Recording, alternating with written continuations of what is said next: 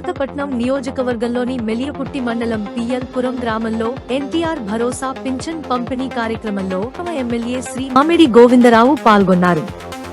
కార్యక్రమానికి హాజరైన ఎమ్మెల్యే గారిని స్థానిక ప్రజలు ఘనంగా ఆహ్వానించారు.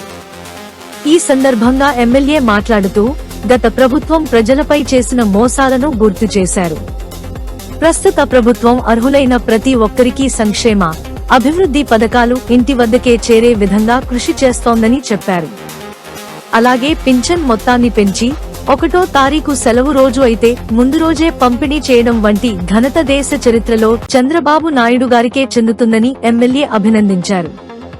కార్యక్రమంలో మండల అధికారులు, ఎన్డీఏ కూటమి నాయకులు, కార్యకర్తలు, అభిమానులు పాల్గొన్నారు. పేదవారి కష్టం ఎలా ఉంటుంది, ఒక రైతు కష్టం ఎలా ఉంటుంది, ఒక సామాన్యుడి కష్టం ఎలా ఉంటుంది, ఒక కార్మికుడి కష్టం ఎలా ఉంటుంది తెలిసిన వచ్చిన నేను ఒకసారి. ఎందుకంటే ఎవరు వచ్చినా నాకు డైరెక్ట్ గా కలవచ్చు.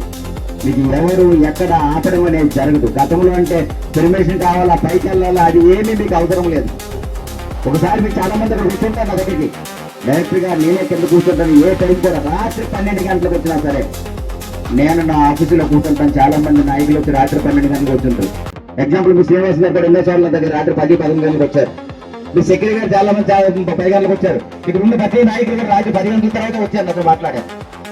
గతం లేదు. పడుకుంటే ఉదయం 7 గంటలకు కూడా అక్కడే నేను ఉంటాను. వచ్చిన తలుపు కూడా కొట్టదు.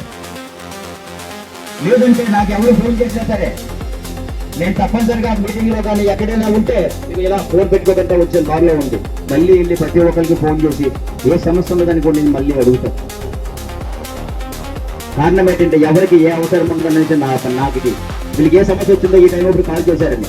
రాత్రి 12-1 గంటప్పుడు కూడా ఫోన్ కాల్ చేస్తాను, ఇస్తుంటాను. నాకు దానివల్ల మొన్న సరైన నిద్ర లేక